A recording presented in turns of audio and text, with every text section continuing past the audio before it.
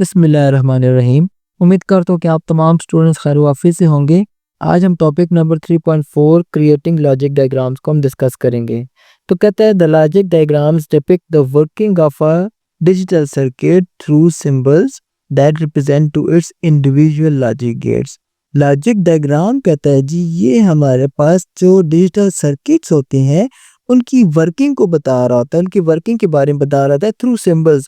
Symbols हमारे पास कौन से यूज करेंगे, जो हमने लॉजिक गेट्स के हमने सिंबल पढ़े थे। जस्ट लाइक हमने एंड गेट के लिए हमने ये वाला सिंबल पढ़ा था, ये हमारे पास एंड गेट का था, ये हमारे पास ये था, हमारे पास ये और गेट का सिंबल था।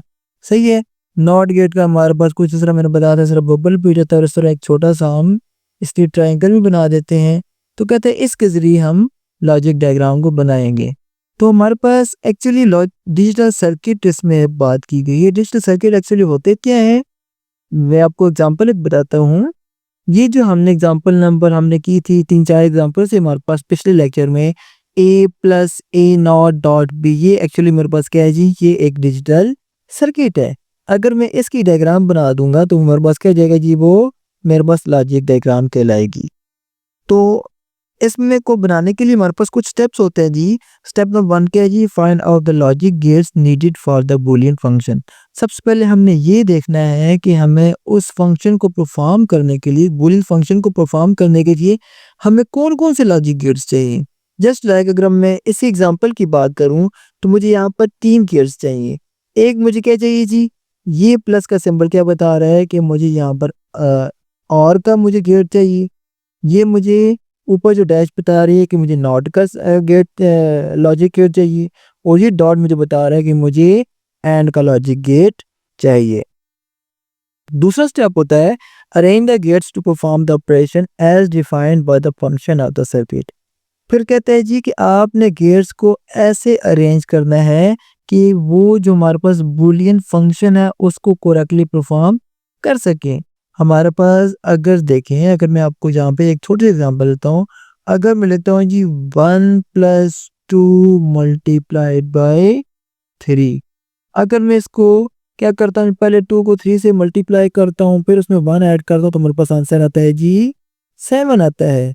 लेकिन अगर 2 में 1 ऐड कर देता हूँ, ये 3 बन जाएगा। 3 को 3 से मल्टीप्लाई करेंगे तो आंसर मेरे पास 9 बन जाएगा। ठीक है। यहाँ पे मेरे पास कॉन्ट्राडिक्ट क्यों है, क्योंकि हमने यहाँ पर डिफाइन नहीं किया हुआ। तो कहते हैं आपने गेट्स को ऐसे आपने उनको अरेंज करना है कि उसका करेक्ट ऑर्डर हो और उससे करेक्टली फंक्शन कोई भी परफॉर्म हो सके जो हमारा डिजायर्ड फंक्शन है। और तीसरा है जी connect the input and output of the gates correctly. वही बात जी कि जब आप गेट्स को करेक्टली आप उनको एक जगह पर आप लिख लेंगे, बना लेंगे, तो फिर आपने उनकी इनपुट आउटपुट को करेक्टली आपस में कनेक्ट भी करना है। अगर इनपुट आउटपुट भी अगर आपने रॉन्गली कनेक्ट कर दी तो आपके पास क्या होगी, आपके पास जो आउटपुट आएगी वो भी आपके पास गलत आएगी। तो कहता है to summarise, knowledge of Boolean algebra and logic gates is crucial when it comes to creation and study of logic circuit, digital circuit। ऐसे कहता है अगर हमने डिजिटल सर्किट को हमने स्टडी करना है तो उसके लिए हमें 2 चीज़ों की हमें नॉलेज लाजमी चाहिए।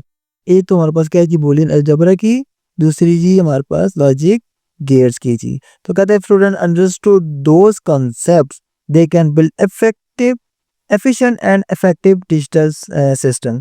कहता है अगर हमारे पास कोई स्टूडेंट है वो बूलियन अलजेब्रा और लॉजिक गेट दोनों पे वो बुर हासिल कर लेता है तो वो इजीली डिजिटल सिस्टम को वो बना सकता है। अब मैं आपको ये जो हम एग्जांपल कर रहे थे इसकी मैं आपको लॉजिक डायग्राम बना के बताता हूँ जिसको आप इजीली समझ सकेंगे। क्या हमारे पास a + a not dot b, इसको हम लिख लेते हैं हम यहाँ पर a + a not dot b। अच्छा, अब इसको हम 2 तरीके से कर सकते हैं। पहले क्या होगा जी, हम a नॉट और डॉट b का आपस में क्या करें जी, हम इसमें एंड का ऑपरेशन करवाएं और उसको हम क्या करें जी, उसके बाद हम उसके साथ a के साथ और का ऑपरेशन करवा लें। या ये हो सकता है a और a नॉट का आपस में सबसे पहले क्या करें जी, हम इसमें हम एंड का ऑपरेशन करवाएं उस सॉरी और का ऑपरेशन करवाएं, उसका जो रिजल्ट आएगा हम उसको बी के साथ अब क्या करें जी, हम उसको हम एंड का ऑपरेशन करवा दें। तो हम क्या करते हैं जी, हम पहला तरीका अख्तियार करते हैं। पहले हम ए प्लस ए नॉट कर लेते हैं। अब यहाँ पे मेरे पास प्लस है, प्लस क्या बता रहा है कि यहाँ पे मेरे पास और का लॉजिक गेट यूज होगा। तो और का सिंबल मेरे पास ये होता है जी, मैं पहले यहाँ पे मैं और गेट बना लेता हूँ मैं। दूसरा मेरे पास क्या है जी, उसकी जो आउटपुट आएगी हमने ए प्लस ए नॉट की, उसको हमने बी के साथ हमने ऐड का ऑपरेशन करवाना है। तो यहाँ पे मैं दूसरा ऐड गेट बना लेता हूँ मैं।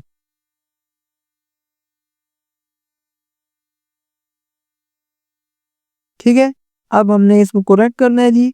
सबसे पहले हमारे पास क्या है जी, इसकी दो इनपुट्स आएंगी हमारे पास। कौन कौन सी होगी हमारे पास जी, ए और ए नॉट। हमारे पास पीछे से एक ही आएगी। ये मेरे पास क्या है जी, ये ए की मेरे पास इनपुट है।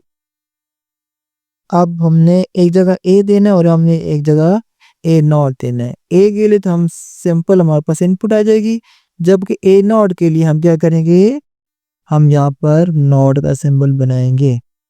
ठीक है, ये मैंने बना लिया सिंबल, इसके साथ ये कनेक्ट हो गया।